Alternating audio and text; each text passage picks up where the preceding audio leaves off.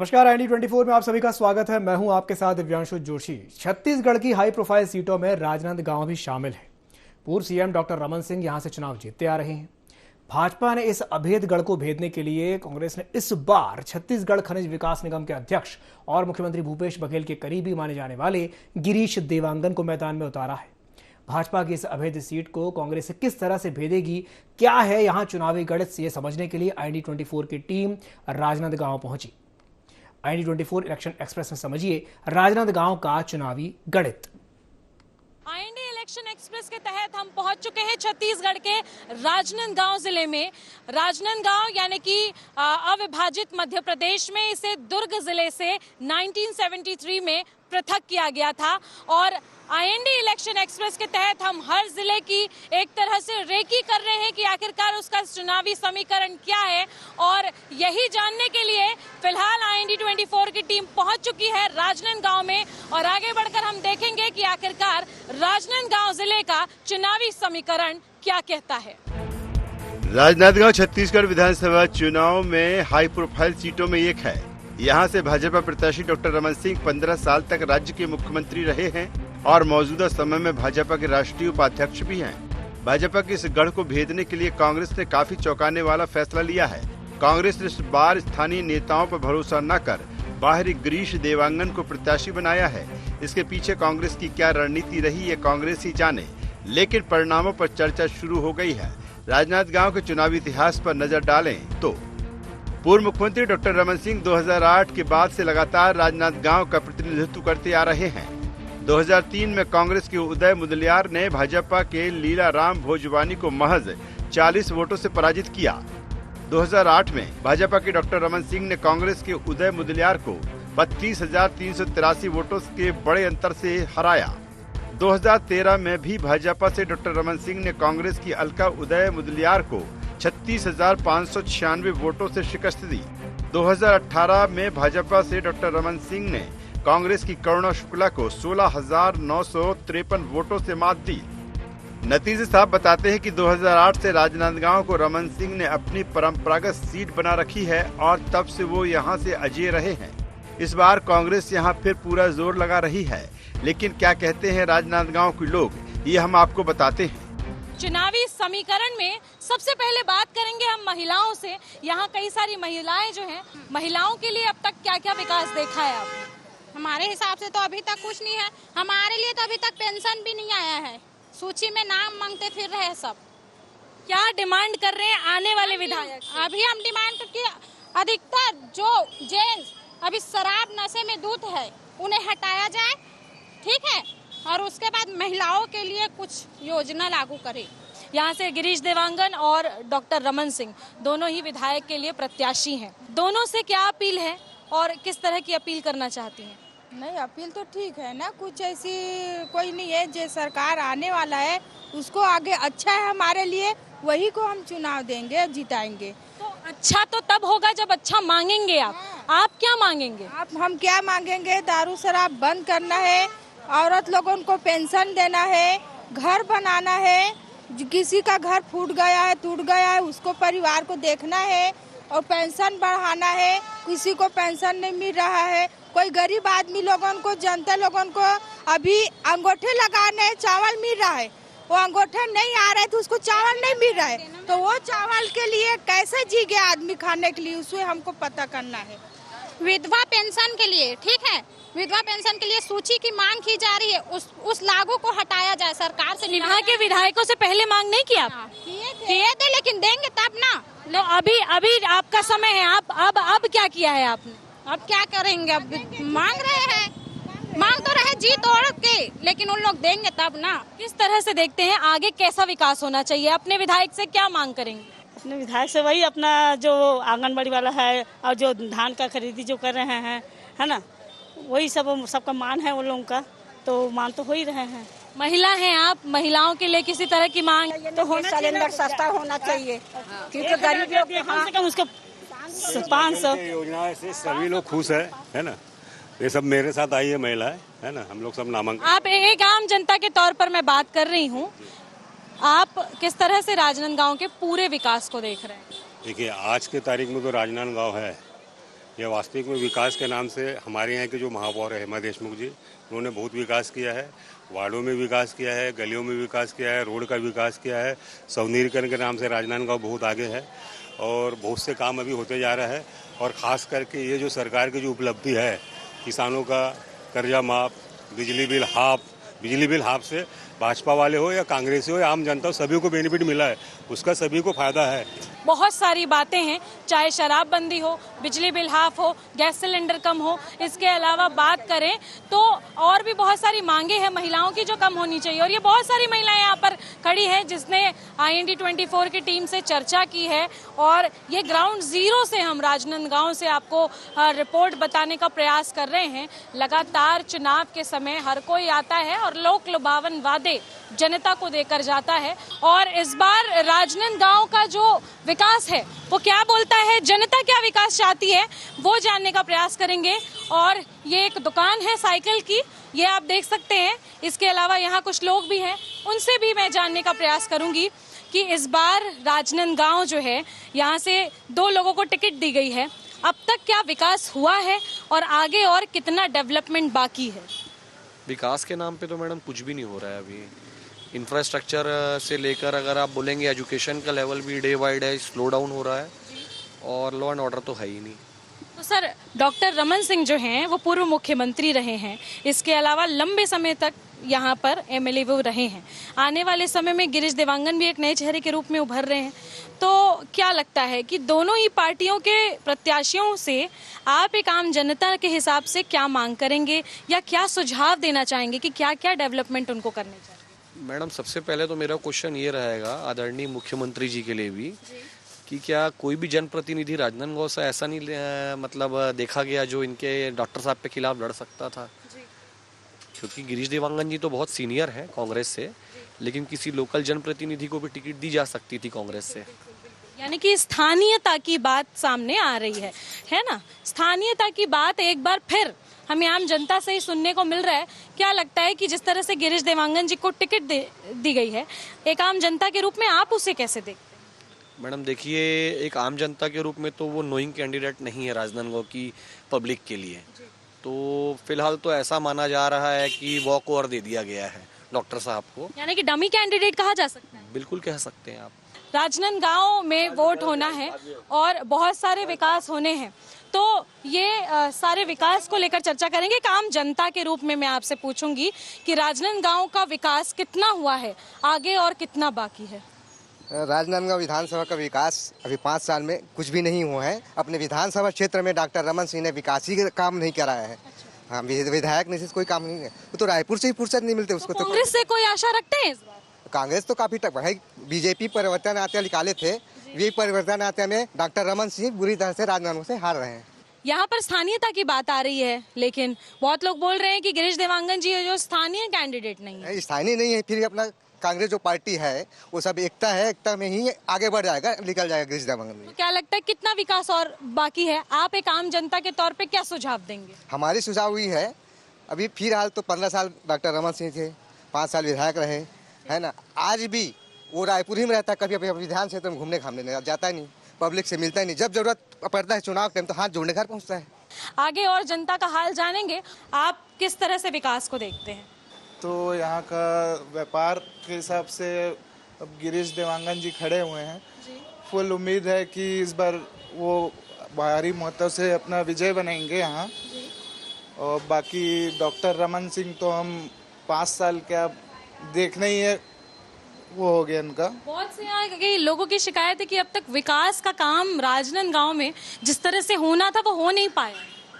हाँ, ये तो है, क्योंकि डॉक्टर रमन सिंह आएंगे तब तो वो देख पाएंगे यहाँ क्या कमी है क्या नहीं है, उस हिसाब से। अब इस बार हम अपने प्रतिनिधि गिरीश देवांगन जी को देखना चाहेंगे। अच्छा। राजनांदगांव से कहीं ना कहीं उनके स्थानीयता पे सवाल खड़े कर रहे हैं कि स्थानीय कैंडिडेट नहीं है, ऐसे में कहीं मुश्किल तो नहीं होगी उनको? नहीं, वो तो अपना कुआं चौक हमारे यानी उनके मामा का घर ही है यहाँ। भले वो आते जाते कम है, लेकिन अब तो बरोबर यहीं कहे हैं वो, तो यहाँ ध्यान देंगे। डॉक्टर रमन सिंह के से ज़्यादा ही रहेंगे। यानी एक आम जनता के नाते आप क्या सुझाव देंगे आने वाले विधायक को कि क्या क्या कार्य और होने चाहिए? अब कार्य तो यहाँ अभी बहुत सारे रुके हुए हैं और जैसे जैसे वो आएंगे अब देखेंगे, हम लोग बताएंगे तो मेरे ख्याल से वो जरूर पूरे होंगे। तो लगातार जो लोग हैं अपनी प्रतिक्रिया दे रहे हैं, बहुत अच्छे तरीके से दे रहे हैं, हर तरह की चीजें और हर तरह के समीकरण को वो बताने का प्रयास कर रहे हैं। अगर राजनांदगांव के विकास की बात करें तो पूर्व मुख्यमंत्री का निर्वाचन क्षेत्र होने के बाद भी यहाँ काफी काम बाकी है। इसकी एक वानगी है, राजनांदगांव में हॉकी का इंटरनेशनल स्टेडियम तो है लेकिन वो जर्जर हालत में है। आरोप ये है कि भाजपा की सरकार के समय से स्टेडियम का रखरखाव सही तरीके से किया जाता था, लेकिन कांग्रेस की सरकार आने के बाद स्टेडियम की स्थिति दिन प्रतिदिन जर्जर होती चली गई। लोगों का कहना है कि राजनांदगांव से चाहे कोई भी विधायक जीते, लेकिन वो राजनांदगांव के विकास के साथ सौतेला व्यवहार न करे। छत्तीसगढ़ के राजनांदगांव जिले में लगातार हम पड़ताल कर रहे हैं और ये पड़ताल करते करते हम पहुंच चुके हैं छत्तीसगढ़ के राजनांदगांव जिले के हॉकी स्टेडियम में, जिसे इंटरनेशनल हॉकी स्टेडियम के नाम से जाना भी जाता है। जानकारी ये है, जिस तरह की रिपोर्ट हमने मिली है कि इसके पहले जब बीजेपी की सरकार रही है तो इस इंटरनेशनल हॉकी स्टेडियम का जो रखरखाव था वो काफ़ी बेहतर स्थिति में था। बावजूद इसके कांग्रेस की सरकार पिछले 5 सालों में रही है और इन 5 सालों में इस हॉकी स्टेडियम का रखरखाव बिल्कुल भी ठीक तरीके से नहीं किया गया। ये जो व्यवस्थाएं हैं वो हम आपको लगातार दिखा रहे हैं। कचरे लगातार यहाँ पर पड़े हुए हैं, कचरे जिस तरीके से यहाँ पड़े हुए हैं, या फिर हम बात करें तो जहाँ पर बच्चों की प्रैक्टिस हो रही है और वहाँ पर भी इस तरह से चीज़ें टूटी फूटी हैं। और ये जो जगह है यहाँ पर प्रैक्टिस करते करते कोई भी बच्चा गिर सकता है, कोई भी खिलाड़ी गिर सकता है। तो इस तरीके से जो रख रखाव है वो कहीं ना कहीं करना बेहद ज़रूरी था। और इसके ठीक बाजू में अगर हम बात करें तो इसके ठीक बाजू में बैडमिंटन कोर्ट है और उस बैडमिंटन कोर्ट की भी जो स्थिति है वो काफ़ी जर्जर बताई जा रही है। दीवालों को एक तरह से हम दिखा रहे हैं कि ये आप देख सकते हैं, बिल्कुल जर्जर तो नहीं कह सकते लेकिन दीवारों में दरारें पड़ गई हैं, यानी कि लंबे समय से इसका रखरखाव जो है नहीं हुआ है। और ये तस्वीरें अपने आप में ही राजनांदगांव की ग्राउंड की चीज़ें जो हैं वो बयां करती हैं। तो देखने वाली बात होगी कि आने वाले समय में जो भी व्यक्ति यहाँ पर आता है वो किस तरीके से यहाँ के इस इंटरनेशनल स्टेडियम के रखरखाव को ध्यान में रखता है। राजनांदगांव विधानसभा सीट में 70% से ज्यादा ग्रामीण अंचल है और यहाँ किसान बसते हैं। छत्तीसगढ़ की सरकार किसानों को संतुष्ट करने का पूरा प्रयास कर रही है, बावजूद इसके किसानों के कई वर्ग अभी भी नाराज हैं। राजनांदगांव के किसानों ने अपनी मांगों को लेकर पिछली बार भाजपा का विरोध किया था, लेकिन कांग्रेस के आने के बाद भी उन्हें कोई बड़ा लाभ नहीं पहुंचा। अब भी किसान अपनी मांगों को लेकर गुहार लगा रहे हैं। किसानों का कहना है कि जब तक उनकी मांगें पूरी नहीं होंगी तब तक वे भाजपा या कांग्रेस किसी भी पार्टी को नहीं अपनाएंगे। राजनांदगांव वही जिला है जहां से पूर्व मुख्यमंत्री डॉक्टर रमन सिंह की टिकट फाइनल हुई है और लंबे समय से वो यहां पर विधायक रहे हैं। इसके बावजूद अगर हम बात करें तो जो सबसे अहम भाग है छत्तीसगढ़ का वो है किसान, और हमारे ठीक पीछे ये सारे किसान जो हैं अपनी मांगों को लेकर घोषणा पत्र तैयार करते हुए नजर आ रहे हैं। अपने ये जो मांगे रखी हैं इनमें क्या क्या प्रमुख मांगे हैं और क्यों ये मांगे की जा रही हैं? जी देखिए, हमने अभी हाल में ही प्रांतीय किसान महापंचायत का आयोजन करके किसानों का घोषणा पत्र जारी किया है, जिसमें प्रमुख रूप से अन्न निर्भर एवं वन निर्भर किसान मजदूरों के मुद्दे हैं। तो प्रमुख मुद्दा है कि धान की कीमत 4,000 रुपये से अधिक और प्रति एकड़ 20 कुंटल खरीदी होनी चाहिए और किसानों का कर्ज माफ़ होना चाहिए। उसके साथ साथ आवारा पशुओं से फसल बचाने, फसल रक्षक और व्यक्तिगत फसल बीमा और सिंचाई की हमारी मांग है। वन निर्भर किसानों के लिए तेंदुपत्ता की कीमत 8,000 रुपये से अधिक करते हुए उनके तमाम जो संवैधानिक अधिकार हैं वो देने की हम बात कर रहे हैं। मनरेगा में 250 दिनों का रोजगार और उसका भुगतान कलेक्टर दर पे हो, ये हम मांग कर रहे हैं। साथ ही मनरेगा को खेती से जोड़ने के लिए प्रति एकड़ 40 मनरेगा मजदूर किसानों को उपलब्ध कराने की हम मांग कर रहे हैं। ये तो आपकी मांगे हो गई। सबसे पहले तो मैं आपसे ये पूछना चाहती हूँ कि छत्तीसगढ़ में कांग्रेस की सरकार है, किसानों के लिए बहुत कुछ किया जा रहा है, उसके बावजूद क्या ऐसा लगता है आप लोगों की कमी कहीं ना कहीं रह गई है? और ये क्योंकि जो राजनांदगांव क्षेत्र है, डॉक्टर रमन सिंह इसके पहले थे, आप लोगों ने पिछली दफा भी ये मांगे की थी और मांगे आपकी पूरी नहीं हुई थी। इस बार क्या प्लान है, क्या करेंगे आगे? और देखिए, रमन सिंह जी की सरकार जो गई थी मुख्य रूप से किसानों से वादा खिलाफी, और वो प्रमुख जो था कि भाई वो हर साल 300 रुपये बोनस देने का वादा किए थे, है ना। 2 सालों का बोनस उन्होंने दिया नहीं। बड़े आंदोलन के बाद वो जाकर के क्या बोलते हैं आखिरी साल का बोनस तिहार मान के, है ना, उन्होंने बोनस का भुगतान किया। 5 सालों में 3 सालों का बोनस किसान को मिला। इस चीज़ को, हमारे तमाम तकलीफ़ों को देखते हुए कांग्रेस ने अपने घोषणा पत्र में हमारे मुद्दों को शामिल किया, जिसमें कि कर्ज माफ़ी के साथ साथ 2500 रुपये समर्थन मूल्य यानी धान की कीमत और 2 सालों का बोनस, रमन कार्यकाल के बकाया 2 साल के बोनस का भुगतान प्रमुख मुद्दा था। ठीक है, कर्ज माफ़ी इनका आधा अधूरा हुआ, और ये जो 2 सालों के बोनस भुगतान का विषय है उस पे तो इन्होंने क्या बोलते कुछ किया ही नहीं। यानी प्रति एकड़ किसान को 2 साल का बोनस 30 कुंटल होता, 1 साल में 15 कुंटल बेच सकते हैं, 2 साल में 30 कुंटल, तो 300 रुपये प्रति कुंटल के हिसाब से 9,000 रुपये का अमाउंट बनता है। 5 एकड़ के किसान के लिए 45,000 रुपये का राशि बनता है। वो किसान के लिए बहुत मायने रखता है। प्रदेश स्तर के हम आंकड़ा देखें तो खुद मुख्यमंत्री जी आज कह रहे हैं कि 3,600 करोड़ रुपया का बोनस हम देना चाहते हैं, लेकिन मोदी सरकार अनुमति नहीं दे रही है ना। तो भाई आपने अनुमति कब मांगी? आचार संहिता लगने के 1 हफ्ते पहले। 5 साल आपकी सरकार थी, आपने पहले परमिशन के लिए। देखिए, आज से 5 साल पहले जब मतलब कांग्रेस यहाँ पे घोषणा पत्र लेकर आके आई थी, उस समय 2500 रुपया प्रति कुंटल देने की बात की थी। विगत 5 सालों से जो खेती की जो लागत है वो लगातार बढ़ती जा रही है, लगभग 2 गुना लागत हो गया है। तो उस हिसाब से 4,000 रुपया हमारा मांग करना कोई ज़्यादा नहीं है। हम ये मांग करते हैं कि जो भी राजनीतिक पार्टियां यहाँ पे सरकार बनाना चाहती है, किसान समाज से उनको अगर समर्थन चाहिए तो हमारा जो 5 साल आगामी 5 सालों के लिए वो 4,000 रुपये प्रति कुंटल धान की कीमत दे, 20 कुंटल प्रति एकड़ धान की खरीदी करे और कर्जा माफ करेगी, उसी पार्टी को हम लोग किसान समाज समर्थन करेंगे। तो क्या पहले ये मांग मनवाएंगे उसके बाद वोट देंगे? नहीं, हम पहले उनके मैनिफेस्टो में शामिल करवाना चाहते हैं। वो अपने मैनिफेस्टो में शामिल करें, तब हम उनके वोट देने के बारे में सोचेंगे। यानी कि सरकार कोई भी हो, आपकी ये मांगे पूरी हो। जी जी जी जी। राजनांदगांव में गिरीश देवांगन को चुनावी मैदान में उतारने पर भाजपा भले ही लगातार तंज कस रही हो, लेकिन इस बड़े निर्णय के पीछे कांग्रेस के अपने ही तर्क है। 2004 के उपचुनाव के बाद कांग्रेस का कोई भी प्रत्याशी रमन के किले को भेद नहीं पाया है। 2018 के विधानसभा चुनाव में कांग्रेस ने रमन के किले को भेदने में एक अलग ही फार्मूला अपनाया, जिसमें बीजेपी से बगावत कर कांग्रेस में शामिल हुई पूर्व पीएम अटल बिहारी वाजपेयी की भतीजी करुणा शुक्ला को प्रत्याशी बनाया गया। राजनांदगांव में बाहरी प्रत्याशी होने के बावजूद करुणा शुक्ला ने डॉक्टर रमन सिंह को कड़ी टक्कर दी थी।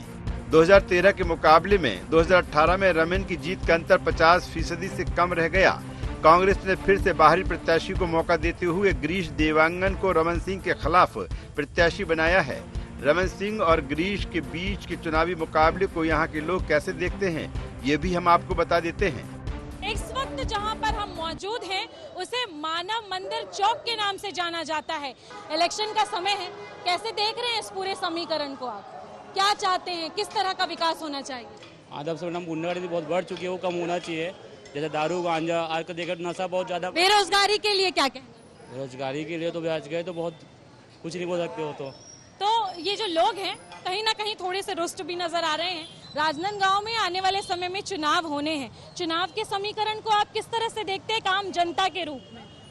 भाई विकास को देखते हैं हम लोग। कैसा विकास? विकास जैसे रोड, नाली, बिजली, पानी का विकास।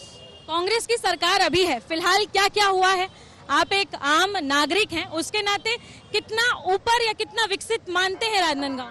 राजनांदगांव जैसे कांग्रेस के शासनकाल में राजनांदगांव 0% भी विकास नहीं हुआ है। मतलब जो 5 साल पहले जो विकास हुआ था डॉक्टर साहब के समय से, उसके बाद में जब सत्ता पे आई कांग्रेस, टोटल विकास ही बंद कर दिया। वो किस कारण से बंद किया ये नहीं मालूम। तो क्या बदलाव की बयार चाह? बिल्कुल बिल्कुल बदलाव की पूरी स्थिति में है राजनांदगांव की जनता। दूसरा कि यहाँ जो प्रत्याशी आया हुआ है, प्रत्याशी जिसको बनाया है वो बाहर का है, इसके कारण से लोगों की मानसिकता रमन सिंह को फीडबैक मिल गया है। पहले कम वोट अंतराल में विजय हुए थे, इस बार 50+ में रहेगा विजयी उनका आंकड़ा। फिलहाल कांग्रेस की सरकार है, किसानों के लिए, मजदूरों के लिए, युवाओं के लिए बेरोजगारी भत्ता दे रही है, तो क्या लगता है ऐसे में और भी ज्यादा करने की आवश्यकता है? मैम बेरोजगारी भत्ता मिल रहा है वो ठीक है, लेकिन वर्क ऐसा डेवलपमेंट देखेंगे तो डेवलपमेंट बहुत कम हुआ है।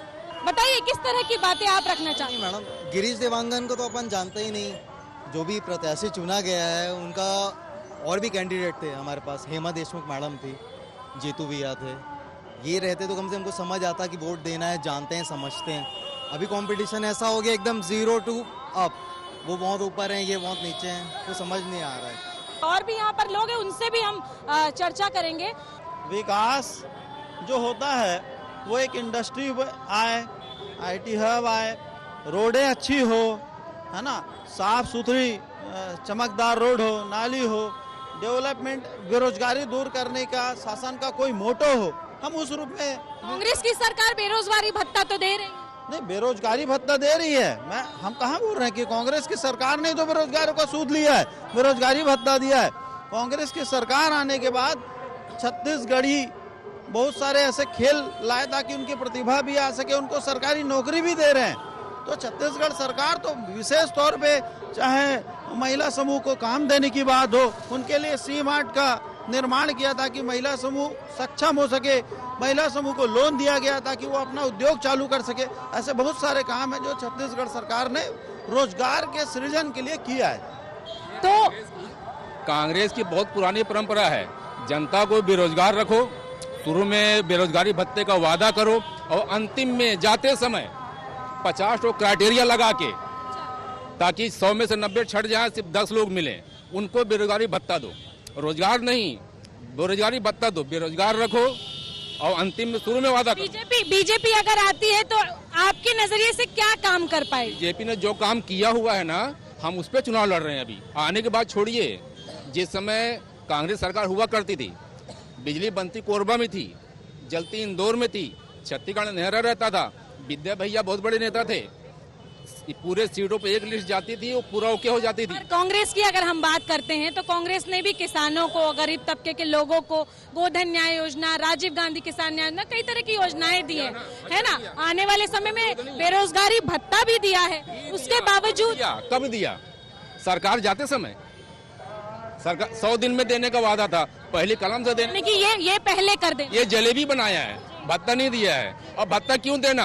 आप रोजगार दीजिए ना, आप उद्योग क्यों नहीं खड़ा किए? बिजली, पानी, सड़क, नरवा घुरवा बाड़ी, यही विकास है क्या? बहुत से काम हुए हैं राजनांदगांव शहर में। राजनांदगांव शहर में आप गिना दीजिए। इनके आदरणीय मुख्यमंत्री पूर्व डॉक्टर रमन सिंह थे, ये विकास, ये शहर की सुंदरता खत्म कर दिए ब्रिज बना के। और इन्होंने कहा स्टेडियम, सुनिए मैडम मैं बता रहा हूँ, 250 बच्चे जिस ग्राउंड में खेलते थे, उस ग्राउंड में आज भी 250 करोड़ों रुपए खर्च करने के बाद आज भी 250, क्या जरूरत थी? दूसरे जगह में अगर स्टेडियम, 5 नए काम गिना दीजिए, 5 नए जो बच्चे खेला होते। हमको जनता 15 में लाया, आपको ज्यादा में लिया, क्यों दिया? हमसे अच्छा काम करने के लिए दिया।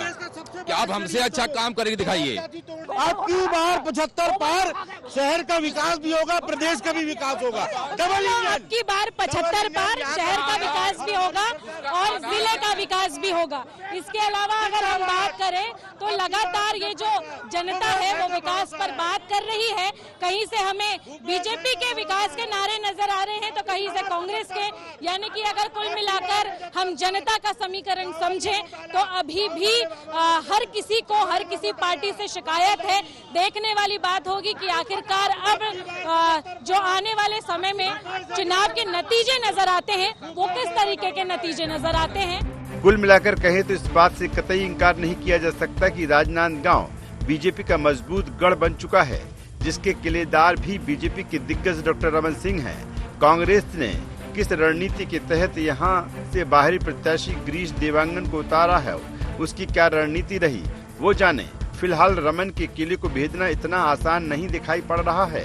कांग्रेस के सामने कई चुनौती बाहरी प्रत्याशी और स्थानीय नेताओं के बीच तालमेल बैठाने की भी है।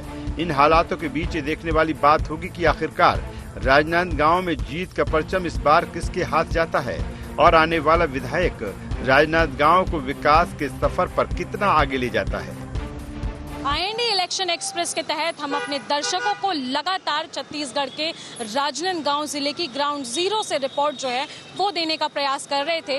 इस दौरान हमने कई लोगों से बातचीत की, यहाँ की आम जनता क्या कहती है, यहाँ के दुकानदार और व्यापारी क्या कहते हैं, यहाँ के खिलाड़ी क्या कहते हैं, सभी से बात करने का प्रयास किया। इससे निष्कर्ष यही निकल करके आया कि छत्तीसगढ़ के राजनांदगांव जिले में विकास के और भी नए आयाम अभी गढ़ने हैं। आने वाले विधायकों से आम जनता ने कई अपील की है। इस अपील में महिलाओं की अपील भी शामिल थी, युवाओं की अपील भी शामिल थी और इसके अलावा बुजुर्गों की अपील भी शामिल थी कि आने वाले समय में राजनांदगांव बढ़िया हो, उसका विकास अच्छा हो, खेल के क्षेत्र में, शिक्षा के क्षेत्र में राजनांदगांव हमेशा बढ़ता रहे। इस तरह की गुहार राजनांदगांव की जनता ने आईएनडी इलेक्शन एक्सप्रेस के इस शो में लगाई है। और इसके अलावा अगर हम बात करें तो ये देखने वाली बात होगी कि आखिरकार राजनांदगांव की सीट से बाजी कौन सी पार्टी मारती है। लेकिन फिलहाल अभी भी राजनांदगांव के विकास के नए आयाम गढ़ने हैं और इन विकास को लेकर हमने खास चर्चा की है यहाँ की जनता से, जिनका यही कहना है कि राजनांदगांव में और भी ज्यादा विकास अभी बाकी है। कैमरा पर्सन अखिलेश पवार के साथ निधि प्रसाद, IND 24 राजनांदगांव। तो राजनांदगांव की जनता के मन में क्या है यह आपने आज के इस एपिसोड में जाना। अब ये देखने वाली बात होगी कि गिरीश देवांगन डॉक्टर रमन सिंह के लिए कितनी बड़ी चुनौती बन पाएंगे। IND 24 की इस खास पेशकश में फिलहाल के लिए इतना ही। मुझे दीजिए इजाजत और आप बने रहिए IND 24 के साथ। नमस्कार।